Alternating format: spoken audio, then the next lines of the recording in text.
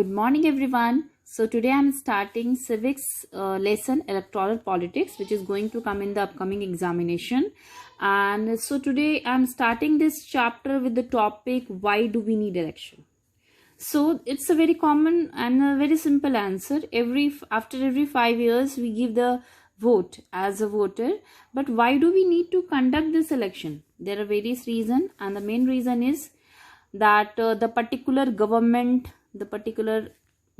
who is going to win after the voting, particular government is going to take the responsibility, going to take the major decision, responsibility of the country. Second point is also we need to choose the party who is going to look after our country, who is going to guide the government, who is going to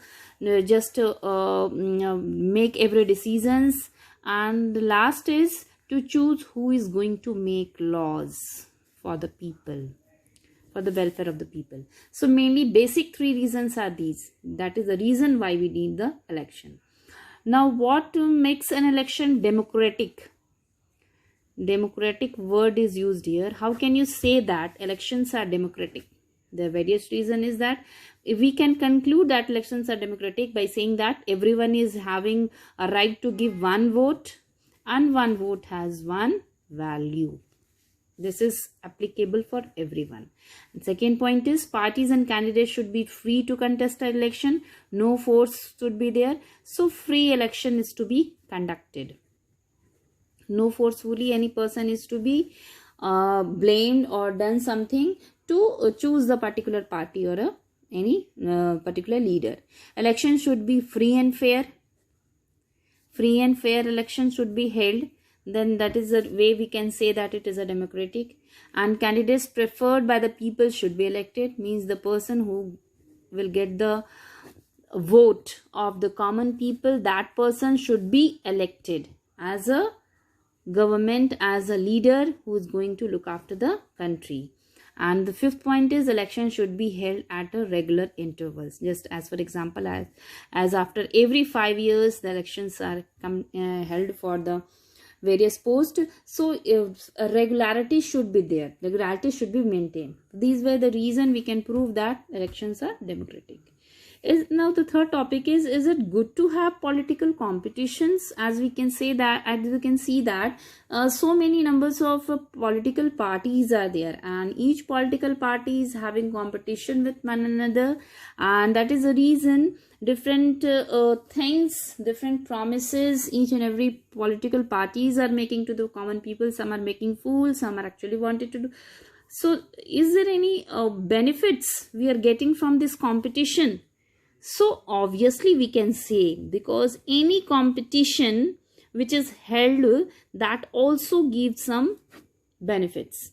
So we will look after the merits of this competition. So what are these merits? Political leaders are rewarded for serving the people. So reward is mentioned there.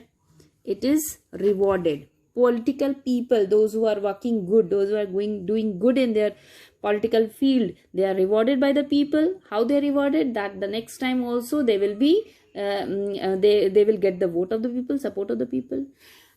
Point number 2 is provides incentives to parties and the leaders by the people. Third is that is incentives are provided. We can say incentives are provided by the people. Important issues are raised. If there will be no competition, no one is going to blame another. So here suppose any particular party is forming the government at present situation, then the opposing party is going to point out their demerits. So it's good for us. And forces parties and leaders to serve the people. Anyhow, if they are elected, it is a pressure on them that if I am not going to work, so kind of pressure, and due to that pressure work is done, because they know that if I am not going to do something good for the people, the next time I will lose the votes. So kind of pressure is also created. So these are the various merits of the competition, but there are also some demerits. Now what are those demerits? Now first of all, it creates a sense of disunity among the people. So disunity, which is not good for the peace and harmony. allegation against each other, that is a blame. People are blaming one another in this competition. To win this competition, they are just blaming one another. Sometimes it is false also.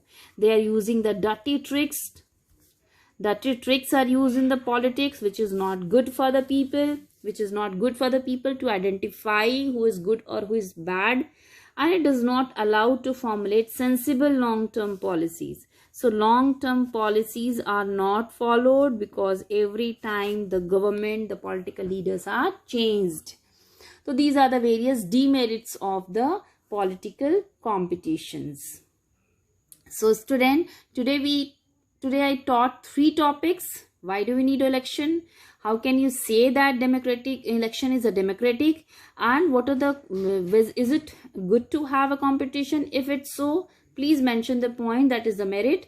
And if it is not, please mention the point that is demerit form. I have already explained to you. Make a note of it and prepare accordingly for the examination, and just start learning the chapter also.